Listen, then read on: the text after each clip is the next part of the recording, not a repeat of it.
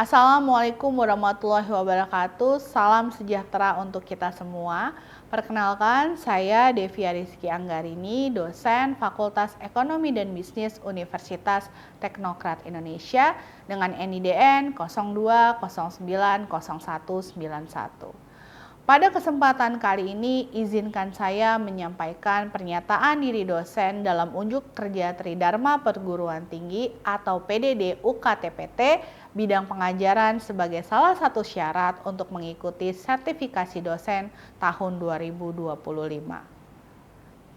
Pada pengajaran ini, saya akan menjabarkan salah satu mata kuliah yang saya ampu, yaitu metodologi penelitian dengan materi konsep riset bisnis. Mata kuliah metodologi penelitian ini terdiri dari 4 SKS, yang merupakan mata kuliah wajib semester 4 pada kurikulum program studi S1 Manajemen. Mata kuliah ini bertujuan untuk dapat membekali mahasiswa dengan kemampuan analisis, evaluasi, dan pemecahan masalah yang berbasis teknologi penelitian yang aplikatif dalam bidang keahlian dan dunia kerja.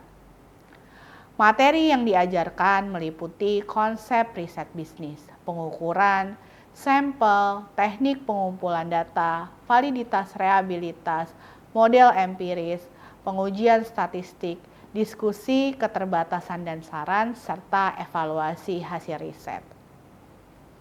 Adapun capaian pembelajaran pada mata kuliah metodologi penelitian yaitu CPMK 0204, mahasiswa mampu menganalisis penggunaan teknologi informasi dan komunikasi dalam berbagai konteks bidang keahlian, serta mengidentifikasi area untuk perbaikan dan pengembangan. CPMK 0304, mahasiswa mampu melakukan penilaian dan evaluasi, serta penyelesaian tugas dalam bidang keahlian atau bidang ilmu lainnya.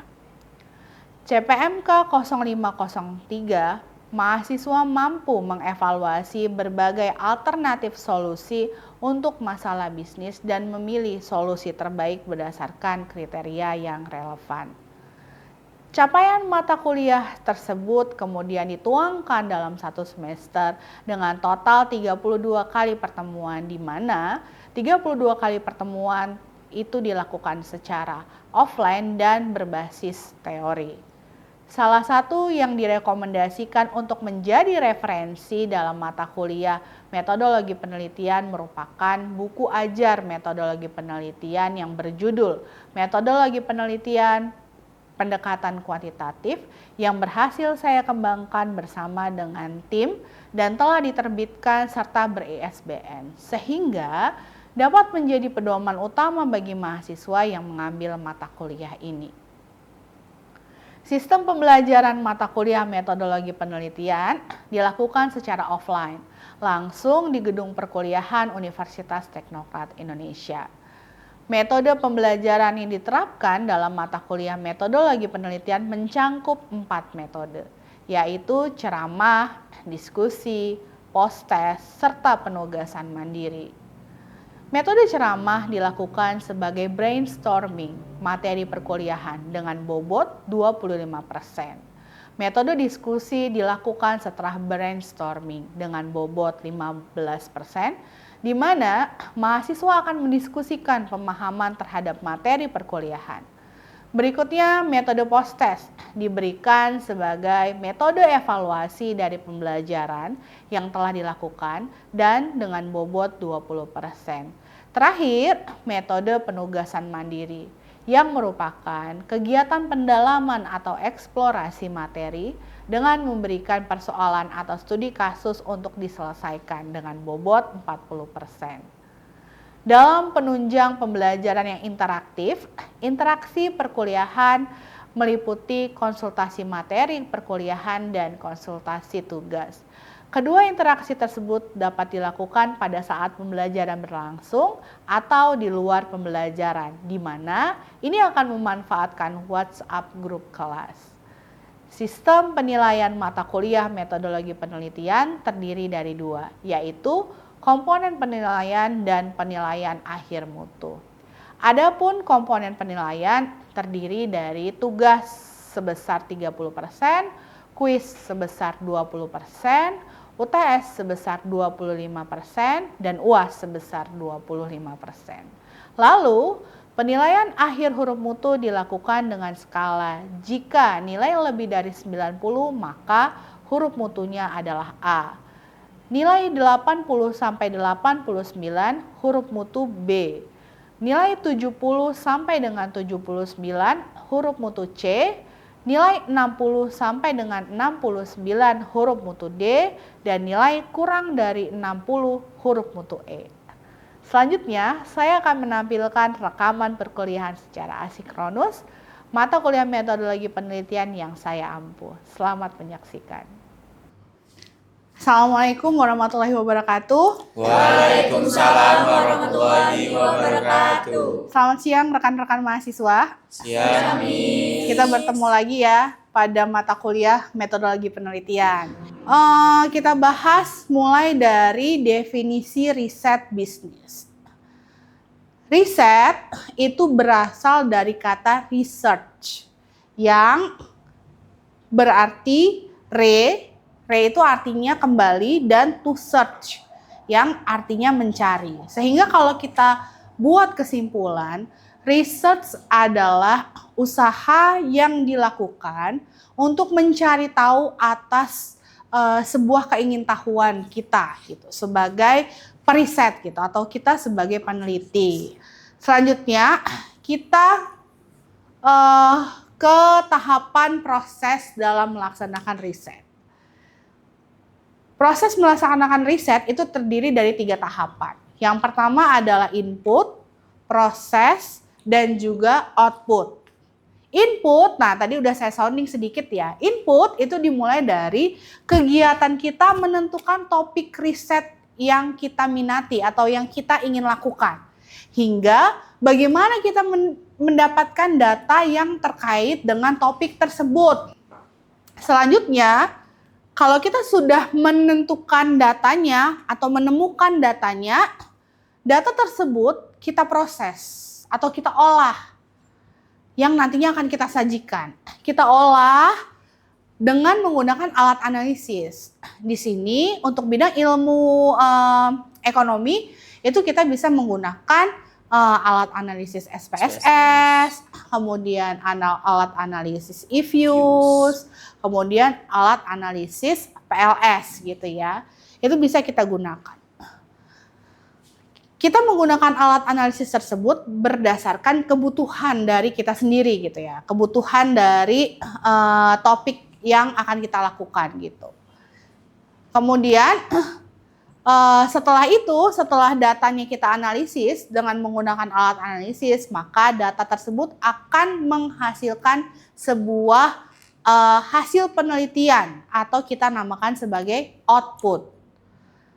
Output tersebutlah yang nantinya kita terjemahkan ke dalam alat analisis tertentu untuk kita memecahkan suatu masalah dalam topik tersebut.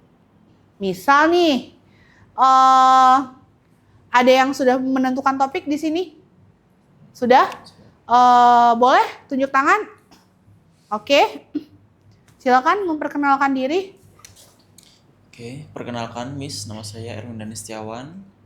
Untuk topik yang saya ambil dalam metodologi penelitian itu pengaruh penggunaan dompet digital dan pay later terhadap pola konsumtif karyawan BUMN di Bandar Lampung di era digitalisasi. Oke, berarti topiknya topik keuangan ya. Betul. Tentang keuangan pribadi ya. Oke, jadi tentang perilaku ya. Kemudian menggunakan nantinya datanya diperoleh secara langsung. Iya. Secara langsung ya, kita akan mendapatkan data tersebut dari responden. Kemudian data nanti yang sudah kita dapatkan itu kita olah ke dalam alat analisis yang nantinya hasil dari alat analisis tersebut kita terjemahkan gitu ya. Seperti apa? Itu intinya, sehingga dari proses pelaksanaan riset itu terdiri dari 3 komponen utama, yaitu input, proses, dan juga output. Nah, Di sini kita lihat ya 3 alur atau 3 flowchart dalam kita menyelesaikan proses riset gitu. Dimulai dari input, kita tentuin dulu topiknya apa gitu ya. Datanya kita dapat dari mana. Kemudian diproses, kita tentuin dulu kita mau menggunakan alat analisis yang mana, yang seperti apa sesuai dengan kebutuhan dari penelitian kita. Kemudian di output, hasil dari alat analisis tersebut kita terjemahkan atau kita analisis kembali sehingga itu menjadi sebuah kesimpulan. Kemudian ada yang namanya karakteristik dari sebuah riset bisnis. Karakteristik dari sebuah riset bisnis yang pertama itu adalah sistematis dan terorganisir, gitu ya. Yang dimaksud sistematis dan terorganisir yaitu melibatkan proses yang terstruktur dalam pengumpulan, analisis, dan interpretasi data. Yang kedua, objektif. Artinya objektif ini kita harus bersifat netral dan tidak bias. Sehingga kita hanya fokus pada fakta dan data yang valid gitu. Yang selanjutnya ada yang namanya akurat dan relevan. Dalam akurat dan relevan, kita mengandalkan data yang tepat dan relevan untuk memastikan informasi yang digunakan dalam mengambil keputusan itu sudah tepat gitu. Contoh nih, tadi topiknya Erwin adalah tentang manajemen keuangan ya, penggunaan pay letter untuk perilaku konsumtifnya pegawai BUMN gitu. Berarti siapa yang tepat untuk menjadi responden atau siapa yang tepat untuk dianalisis oleh Erwin? Karyawan BUMN kan? Jadi tidak mungkin kita mencari data di luar dari karyawan BUMN atau kita mencari data ya udah deh gitu, apa sih pedagang UMKM gitu untuk menjadi targetnya, itu kan tidak sesuai gitu. Kalau tidak sesuai berarti itu hasilnya nanti akan kurang akurat dan kurang relevan. Jadi siapa yang menjadi responden kita, dia harus mewakili topik yang akan kita teliti. Itu untuk contoh dari yang sistematik, objektif, dan relevan. Selanjutnya fleksibel. Fleksibel itu dapat disesuaikan dengan kebutuhan dan kondisi bisnis yang berubah-ubah.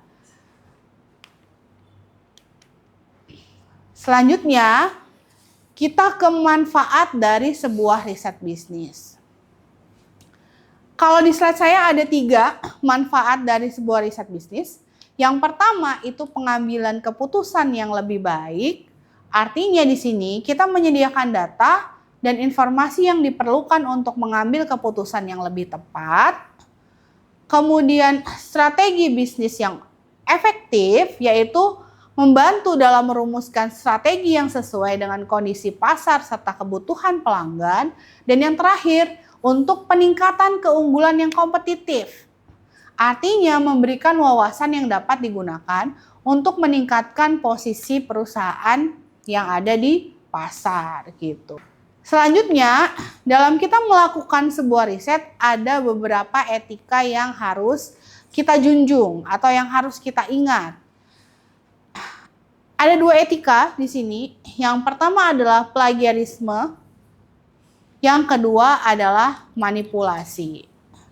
Plagiarisme itu merupakan tindakan kita sebagai peneliti itu mengutip ide pada suatu sumber, tapi kita tidak mencantumkan sumbernya, dan itu nggak boleh dilakuin, gitu ya.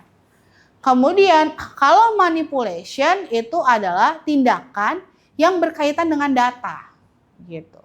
Jadi datanya itu nggak ada, tapi kita ada-adain, atau datanya nggak ada, kita buat-buat menjadi ada.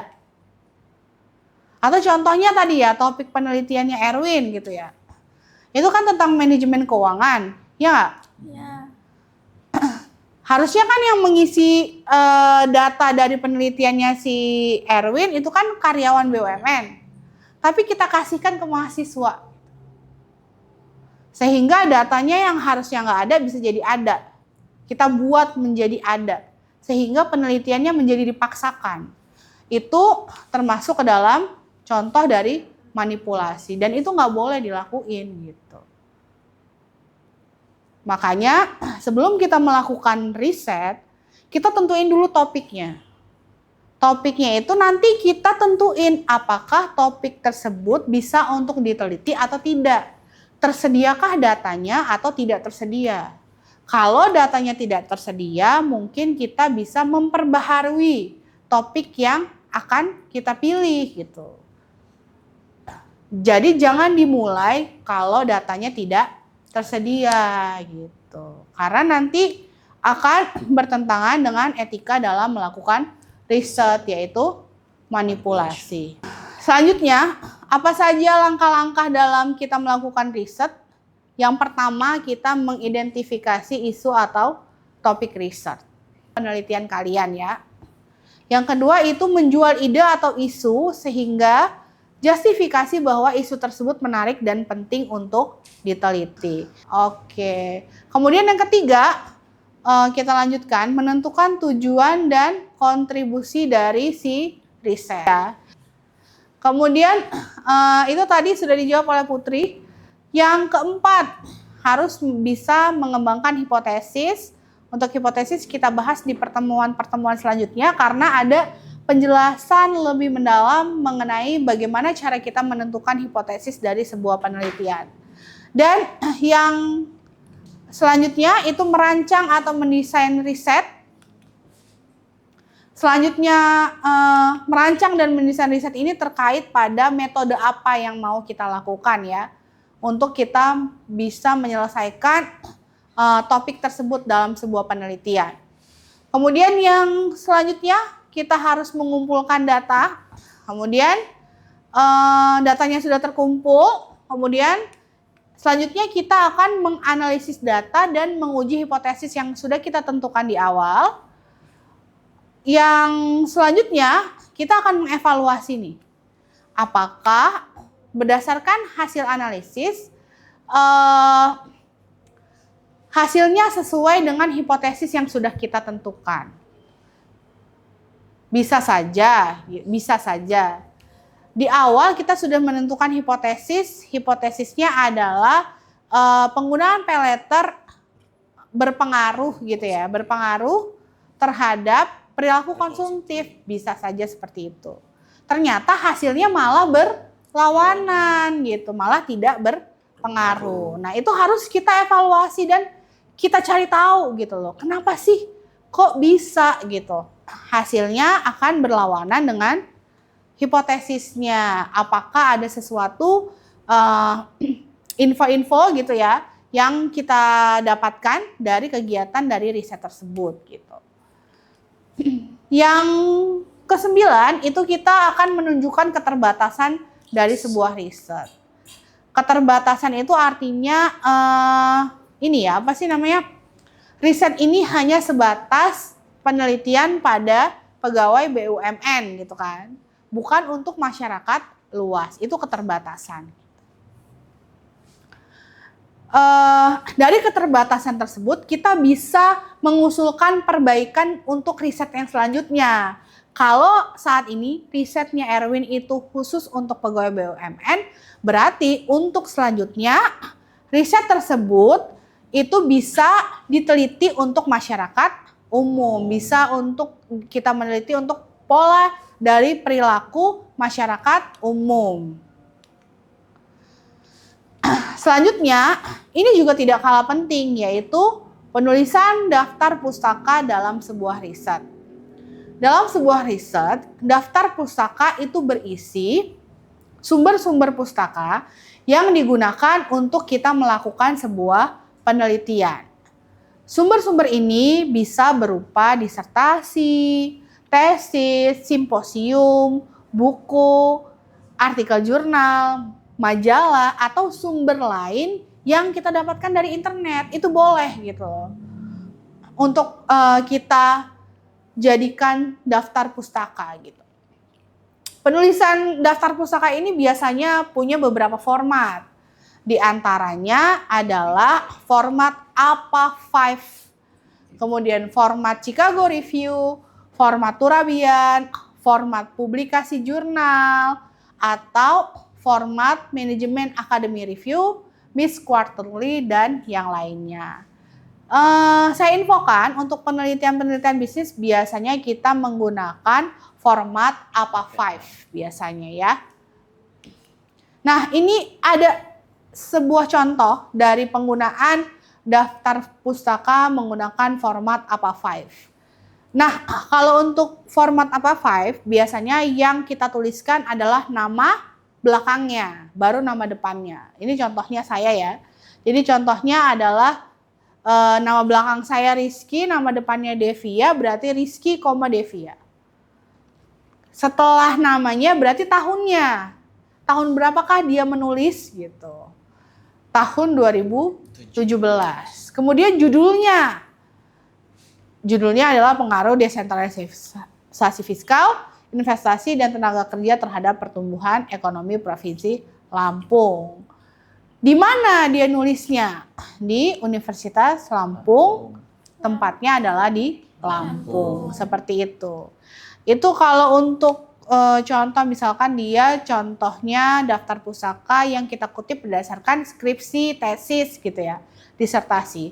Tapi kalau buku, lihat yang ini contohnya, ini buku yang ditulis oleh Profesor Jogianto. Jadi namanya memang Jogianto, kemudian tahun buku itu ditulis tahun berapa? 2008, judulnya apa? Metodologi penelitian sistem informasi. Siapa yang menerbitkan? Penerbit Andi, tempatnya adalah di Yogyakarta. Sampai sini ada pertanyaan? Boleh? Ayu dulu atau Erwin dulu? Silakan. Ayu. Ladies first. Silakan Ayu. Miss izin bertanya, bagaimana sih Miss caranya kita agar tahu jika permasalahan yang kita ambil itu layak untuk dijadikan topik penelitian? Oke, bagaimana cara kita tahu kalau topik itu layak untuk kita jadikan topik penelitian? Biasanya kita cari tahu dulu dari hal-hal sekitar kita. Bisa kita riset dulu, riset awal dari internet, itu boleh. Apalagi sekarang zaman-zamannya mahasiswa Gen Z itu yang semuanya melek internet ya. Biasanya kita cari tahu dulu apa sih yang lagi trending saat ini gitu. Setelah kita menentukan topik yang lagi trending saat ini, kita cari tahu dulu ada nggak sih sumber-sumber pustaka yang relevan bisa kita jadikan acuan dalam kita melakukan riset. Jadi dalam kita melakukan riset kita kan butuh sumber pustaka yang tadi sudah kita bahas, bisa dari skripsi, tesis, buku gitu, simposium gitu ya, artikel. Ada nggak artikel yang terkait dengan topik yang mau kita teliti? Kalau itu semuanya ada, berarti kita bisa melanjutkan topik tersebut menjadi topik yang akan kita teliti, seperti itu. Ada lagi yang lain? Silakan Erwin. Oke, Miss, saya mau nanya terkait manipulasi data tadi. Oke. Nah, tadi kan dari judul saya itu terkait penggunaan dompet digital dan pay letter. Nah, saya di karyawan BUMN. Nah, kira-kira kalau misalkan data yang kita peroleh itu misalkan kita ambil dari mahasiswa, tapi mahasiswanya tersebut udah kita briefing tuh sebelumnya kalau kita tuh mintanya data kayak gini gitu. Apakah dari data yang tidak semestinya dari karyawan BUMN itu akan berpengaruh terhadap penelitian yang kita laksanakan gitu, guys? Oke. Sepanjang saya pernah melakukan penelitian nantinya akan berpengaruh sih. Pasti nanti itu berpengaruhnya di hasilnya. Jadi hasil penelitiannya atau hasil olah datanya pasti ada salah satu item dari kuesioner yang kita tanyakan itu nantinya tidak valid. Kalau tidak valid berarti bisa kita ambil kesimpulan sederhana bahwa bisa jadi yang menjawab kuesioner tersebut bukan orang yang tepat. Itulah kenapa tadi dalam sebuah riset itu harus objektif. Karena dalam kita melakukan riset kita harus penuh dengan kejujuran loh gitu. Makanya orang melakukan riset itu bukan sehari 2 hari selesai gitu kan. Itu bisa berbulan-bulan gitu. Bahkan untuk di kita mahasiswa itu berhasil menyelesaikan skripsi itu minimal 6 bulan dikasih waktu ya kan.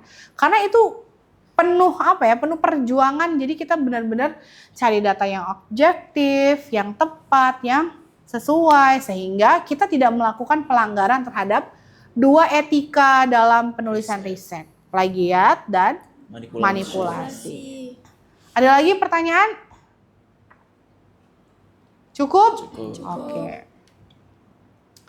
Nah, kita sampai pada kesimpulan dari materi kita pada siang hari ini.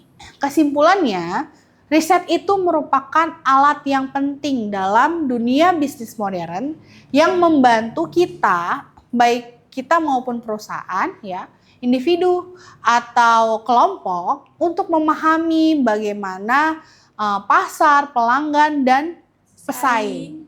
Dengan pendekatan yang sistematif dan objektif, riset bisnis itu memungkinkan kita mengambil keputusan yang lebih baik.